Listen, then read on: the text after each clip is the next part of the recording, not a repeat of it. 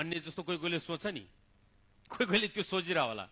मारेको मान्छेले बोलाएर फेरि जलायो भने त्यो पेपर जलाउँदाखेरि अनि उहाँ गएर रुइरहेको हुन्छ नि, चुमख्राङज्यू है भनेर। त्यो होइन, त्यो अघि दोस्रो नम्बरमा दोस्रो बुदामा बोलाएको नाम्सेलाई त्यो चित्त विज्ञानलाई अब स्थानान्तरण गर्नुपर्छ। नेसु पर भनेको चाहिँ स्थानान्तरण गर्नु। अब स्थान कहाँ हो? बुद्ध भूमिमा पुर्याउने। त्यो बेलामा फेद गर्छ नि लामाहरूले, होइन हो, त्यसलाई चाहिँ अनि त्यसको माध्यमबाट धुन्ब नाम्से नेसु पर्व भनेको चाहिँ नाम्से भनेको चाहिँ त्यो मरेको मान्छेको चित्त चाहिँ अनि नेसु ठाउँमा उहाँलाई पुर्याउनु, पर्व भनेको चाहिँ उहाँलाई स्थानान्तरण गराउने। अनि त्यो गराउने बेलामा चाहिँ अनि के हो त? दसु झर्ला भनेको छ नि, होइन। अनि ओ यहाँ भन्छ त्यो हो छेले देव क्यो रङ्गी नम्बर सेवा आगर्भ ढिमा मे बचिदो गिर्ने चल्छेनगी दाफाङ वातर लामा चेरे सिकी थोकर थिम्बेस ग्यालवे सेसु गिर्ने साङ्गेबे मै बाजे भने चाहिँ यो एकदम इम्पोर्टेन्ट हो। यो धर्जुलेबिनहरूले अन्तिममा गर्ने यो छेले देव क्यो रङ्गी भनेको, हे फलाना मृतक, तपाईको नम्बर सेवा तपाईको चित्त विज्ञान रूपी कर्ब एकदम शुद्ध ढिमा मेवा भनेको कुनै गन्ध चिज नभएको चिक्दो घिर्ने चल्छेन कि धाभङ अदर भनेको धाभङ भन्छ नि। अब धाभङ भनेको के हो थाहा छ?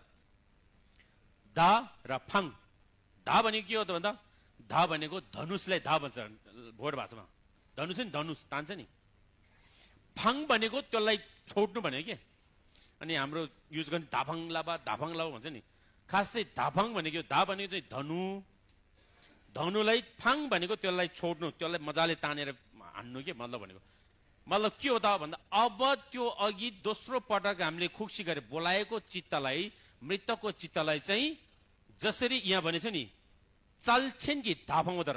चल्छेन भनेको अति सिपालु, धनु चलाउने अति सिपालुले उसले कति टाढाको धनु हान्दाखेरि जहाँ निशान लगाएको छ त्यहीँ हान्न सक्छ अरे के भनेको। चल्छेन कि धाफाङ उधर भनेको त्यो धनुषकार के भन्छ त्यो धनु चलाउनलाई। त्यो धनु चलाउने एकदम सिपालुले जसरी आफ्नो लक्ष्यको बिन्दुमा ठ्याक्कै उसले त्यो धनुको चाहिँ तीर चाहिँ हान्न सक्छ नि, त्यस्तै नै लामा चेरे सिकी थुकर थिम्बे तपाईँको मिक्पाबाट तपाईँको क्षमताले गुरुले दिएको ज्ञानको अनुसार त्यो मृतकको अघि दोस्रो बुदामा आउनुहोस् है भनेर बोलाएको चित्तलाई अब तपाईँ जानुहोस् है भनेर विदाय गरेको। अब यो चाहिँ कहाँ जान्छ भन्छ? अब होबमे हो कि थुचिम हो कि कहाँ हो? अब थुकर थिम्बे खेल्वे सेसु ग्योर्ने सङ्घेबेमा बज्यो भने अनि जसरी धाफाङ जसरी पठाएको छ त्यसरी नै लामा चाहिँ ऋषिको थुकर थिम्बे खेल्वे सेसु ग्योर्ने सङ्घेबेमा बज्यो। अनि ऊ चाहिँ बुद्धता प्राप्त गर्यो भनेर चाहिँ त्यो बेलामा लामाले फेद गरेर त्यो गर्छ है। त्यो गरिसकेपछि अनि त्यसपछि मात्रै त्यो अघि बोलाएको चित्त छ नि, हामीले सेकेन्डमा बोलाएन होइन, निपा हामीले के अरे निपा नाम्सी खुक भएन, नाम्सी खुक्बा हो। त्यो दोस्रो पटक बोलाएको नाम्सेलाई अब 7औं नम्बरमा के गर्छ त भन्दा चाहिँ अब त्यसलाई अब बुद्ध भूमिमा पुर्याउने काम गर्छ 7औं बुद्धाले। अनि उहाँलाई जब फो गरेर फेद गरेर सङ्घीयको ठाउँमा पठाइसकेपछि अब त्यहाँ उसको चित्त आत्मा छ त त्यहाँ पेपरमा छैन नि।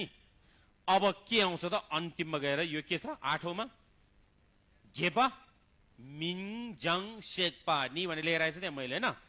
8औंमा के अरे मिन्जङ शेक्पा। मिन्जङ भनेको त्यो पेपर भनेको, त्यो अघि थियो नि त्यो पेपर। मिङ भनेको नाम हो कि नाम, मिन्जङ भनेको सोधन, नाम सोधन भनेको त्यो।